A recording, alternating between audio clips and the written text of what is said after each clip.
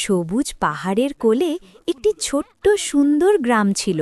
সেই গ্রামের নাম ছিল ফুলবাড়ি। ফুলবাড়িতে রঙিন ফুলের গাছ ছিল, টলটলে পানির নদী ছিল, আর ছিল একটি বিশাল সবুজ বন। সেই বনের কাছেই থাকত তিনজন ভালো বন্ধু। প্রথমজন হল মিঠু, একটি ছোট্ট নরম তুলতুলে বিড়ালছানা।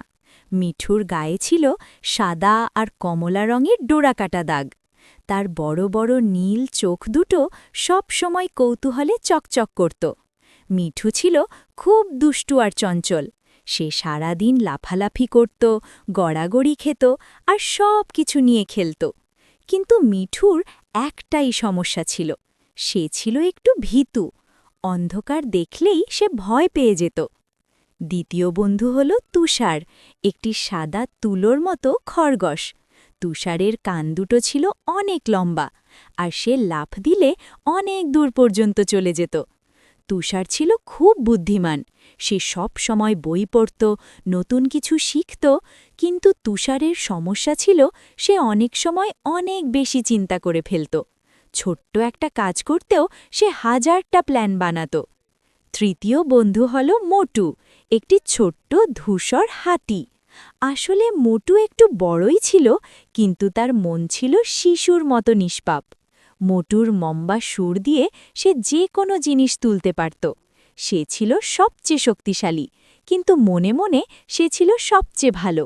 মোটু কখনো কাউকে কষ্ট দিত না। তার সমস্যা ছিল সে একটু বোকাশোকা ছিল আর খেতে খুব ভালোবাসত। প্রতিদিন সকালে এই তিন বন্ধু মিলে বনের ধারে খেলতে যেত। তারা একসাথে ফুল কুড়াত, নদীতে পানি ছিটাত আর গান গাইত। দ্বিতীয় পর্ব, রহস্যময় চিঠি। একদিন সকালে মিঠু দরজার সামনে একটি চিঠি খুঁজে পেল। চিঠিটি ছিল সোনালি রঙের খামে মোড়ানো, আর তাতে লেখা ছিল চকচকে কালিতে। মিঠু চিঠিটি তুলে নিয়ে দৌড়ে গেল তুষারের কাছে। তুষার, তুষার, দেখো, একটা চিঠি পেয়েছি, মিঠু চেঁচিয়ে বলল। তুষার চশমা পরে চিঠিটা পড়তে লাগল। চিঠিতে লেখা ছিল, প্রিয় তিন বন্ধু, আমি জাদুর বনের পরী রানী সোনামণি। আমাদের বনে একটি বড় বিপদ এসেছে। বনের মাঝখানে যে জাদুর ফুল গাছ আছে সেটি শুকিয়ে যাচ্ছে। এই গাছটিকে বাঁচাতে বনের ৩টি কোণ থেকে ৩টি জিনিস সংগ্রহ করতে হবে। উত্তর কোণের ঝর্ণা থেকে এক ফোঁটা জাদুর পানি, পূর্ব কোণের গুহা থেকে একটি জ্বলন্ত পাথর, আর দক্ষিণ কোণের বিশাল গাছ থেকে একটি সোনালি পাতা। তোমরা কি পারবে আমাদের সাহায্য করতে? সোনামণি পরীরানী। চিঠি পড়ে তুষার ভাবনায় পড়ে গেল। এটা অনেক কঠিন কাজ, বনের ৩টি কোণে যেতে হবে, পথে অনেক বিপদ থাকতে পারে। মিঠু লাফ দিয়ে বলল, আমি যাব, আমি যাব, কিন্তু বনে কি অন্ধকার আছে? এমন সময় ধপধপ শব্দে মোটু এসে হাজির। তার মুখে ছিল একগুচ্ছ কলা। কি হয়েছে? কোথায় যাবে? আমিও যাব, কিন্তু আগে নাশতা করি, মোটু বলল। তুষার হাসল। ঠিক আছে, আমরা ৩জন মিলে যাব, একসাথে থাকলে কোনো ভয় নেই। তৃতীয় পর্ব, উত্তর কোণের জাদুর ঝর্ণা। ৩ বন্ধু রওনা হল বনের দিকে। বন ছিল ঘন সবুজ গাছে ভরা। পাখিরা গান গাইছিল, প্রজাপতিরা উড়ছিল। উত্তর কোণে যেতে হলে একটি পাথুরে পথ পার হতে হবে। পথে ছিল বড় বড় পাথর। এই পাথরগুলো কিভাবে পার হব? মিঠু চিন্তিত মুখে বলল। মোটু তার সুর দিয়ে বড় পাথরগুলো সরিয়ে দিল।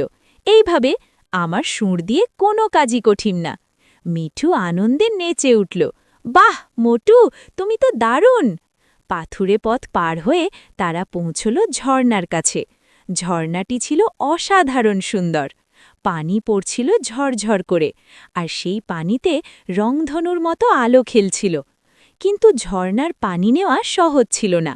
ঝর্ণার সামনে দাঁড়িয়েছিল একটি ছোট্ট দুষ্টু বানর। বানরটি বলল, এই ঝর্ণার পানি নিতে চাইলে আমার ধাঁধার উত্তর দিতে হবে। তুষার বলল, ঠিক আছে, বলো তোমার ধাঁধা। বানরটি বলল, আমার কাছে আসে সবাই, কিন্তু দেখতে পায় না কেউ। আমি ছাড়া বাঁচে না কেউ। আমি কি? তুষার একটু ভাবল। মিঠু কান খাড়া করে বসে রইল।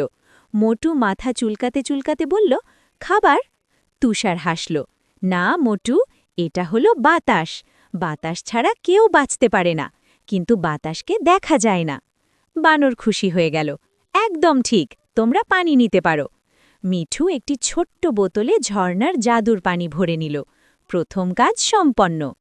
চতুর্থ পর্ব, পূর্বকোণের জ্বলন্ত পাথর। এবার তারা চলল পূর্বকোণের দিকে। সেখানে ছিল একটি অন্ধকার গুহা। গুহার মুখে দাঁড়িয়ে মিঠু থেমে গেল। তার পা কাঁপছিল।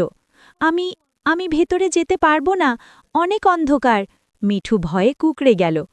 তুষার মিঠুর পাশে বসে বলল, মিঠু, ভয় পেও না। ভয় পাওয়া স্বাভাবিক, কিন্তু যখন আমরা একসাথে থাকি তখন অন্ধকারও ভয়ঙ্কর না। মোটু বলল, আমিও ভয় পাই মাঝে মাঝে, কিন্তু বন্ধু পাশে থাকলে সাহস আসে। মিঠু একটু সাহস করে বলল, ঠিক আছে, আমি যাব, কিন্তু তোমরা আমার হাত ধরে থাকবে। তিনজন হাত ধরে গুহার ভেতরে ঢুকল। ভেতরটা ছিল অন্ধকার, কিন্তু একটু পরেই তারা দেখতে পেল গুহার মাঝখানে একটি লাল রঙের পাথর জ্বলছে। চারিদিকে সুন্দর আলো ছড়িয়ে পড়ছে।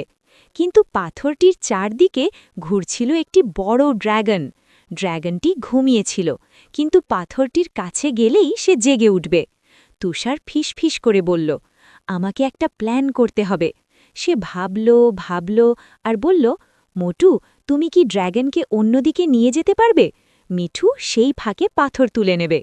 মোটু তার সুর দিয়ে একটা পাথর ছুঁড়ে দিল অন্যদিকে। ঠং! ড্র্যাগন জেগে উঠে সেদিকে তাকাল। মোটু হাঁটতে শুরু করল অন্যদিকে। ড্র্যাগন মোটুর পেছনে ছুটল। এই ফাঁকে মিঠু সাহস করে দৌড়ে গেল এবং জ্বলন্ত পাথরটি তুলে নিল। পাথরটি গরম ছিল না, বরং হাতে নিতেই মনে হল যেন একটা উষ্ণ আলো সারা শরীরে ছড়িয়ে পড়ল। মোটু ড্র্যাগনকে কৌশলে ঘুরিয়ে নিয়ে এসে আবার গুহার বাইরে চলে এলো। ড্র্যাগন গুহায় ঢুকে আবার ঘুমিয়ে পড়ল। তিনজন বাইরে এসে একে অপরকে জড়িয়ে ধরল। মিঠু, তুমি অসাধারণ সাহসী, তুষার বলল। মিঠু লজ্জায় লাল হয়ে গেল। আসলে তোমরা পাশে ছিলে বলেই পেরেছি। পঞ্চম পর্ব, দক্ষিণ কোণের সোনালি পাতা। শেষ কাজ বাকি। তারা চলল দক্ষিণ কোণের দিকে। সেখানে ছিল বনের সবচেয়ে বড় গাছ, আকাশ ছুঁয়ে যাওয়া বিশাল একটি গাছ, যার পাতাগুলো ছিল সোনার মতো চকচকে। কিন্তু গাছটির নিচে বসে কাঁদছিল একটি ছোট্ট হরিণছানা। কি হয়েছে তোমার? মিঠু জিজ্ঞেস করল। হরিণছানা কাঁদতে কাঁদতে বলল, আমার মা হারিয়ে গেছে, আমি মাকে খুঁজে পাচ্ছি না। তিন বন্ধু একে অপরের দিকে তাকাল। তারা জানত তাদের আরও একটা কাজ আছে, কিন্তু এই ছোট্ট হরিণকে এভাবে রেখে যাওয়া কি ঠিক হবে? আমরা প্রথমে তোমার মাকে খুঁজে দেব, মোটু বলল। তুষার বলল, মোটু, তোমার সুর দিয়ে উঁচুতে উঠে দেখো মা হরিণ কোথায় আছে। মোটু একটি বড় পাথরের ওপর উঠে তার সুর উঁচু করে তুলে আর চারিদিকে তাকাল। দূরে একটু ঝোপের মধ্যে সে দেখতে পেল মা হরিণ, পা মুচকে বসে আছে। মোটু তার সুর দিয়ে সাবধানে মা হরিণকে নিয়ে এলো। মা ও ছানা একে অপরকে দেখে কাঁদতে কাঁদতে জড়িয়ে ধরল। মা হরিণ বলল, তোমরা এত ভালো, তোমাদের ধন্যবাদ দিতে পারবো না। সে বলল, এই গাছের সোনালি পাতা তোমাদের জন্য, নাও। মা হরিণ নিজে গাছ থেকে একটি সুন্দর সোনালি পাতা ভেঙে দিল। পাতাটি হাতে নিতেই মনে হল যেন সারা শরীরে আনন্দের ঢেউ বয়ে গেল। তিনটি জিনিসই সংগ্রহ হয়ে গেল। ষষ্ঠ পর্ব, জাদুর ফুলগাছ বাঁচানো। তিন বন্ধু ছুটল বনের মাঝখানে। সেখানে ছিল জাদুর ফুলগাছ। গাছটি সত্যি শুকিয়ে যাচ্ছিল, পাতাগুলো হলুদ হয়ে ঝরে পড়ছিল। গাছের পাশে দাঁড়িয়েছিল ছোট্ট পরী সোনামণি। তোমরা এসে গেছ, সোনামণি আনন্দে উড়ে এলো। তোমরা সবকিছু নিয়ে এসেছ? তুষার বলল, হ্যাঁ, জাদুর পানি, জ্বলন্ত পাথর আর সোনালি পাতা। সোনামণি বলল, এখন এই তিনটে জিনিস গাছের গোড়ায় একসাথে রাখো। মিঠু পানির বোতলটি ঢেলে দিল গাছের গোড়ায়। তুষার পাথরটি রাখল। মোটু সোনালি পাতাটি সাবধানে রাখল। আর তখনই ঘটল এক অলৌকিক ঘটনা। গাছটি আলোয় ভরে গেল। সবুজ পাতা ফুটে উঠল। এক একটি করে ফুল ফুটতে লাগল। লাল, নীল, হলুদ, বেগুনি, সারা বন আলোয় ঝলমল করে উঠল। বনের পশু পাখিরা আনন্দে ডাকতে লাগল।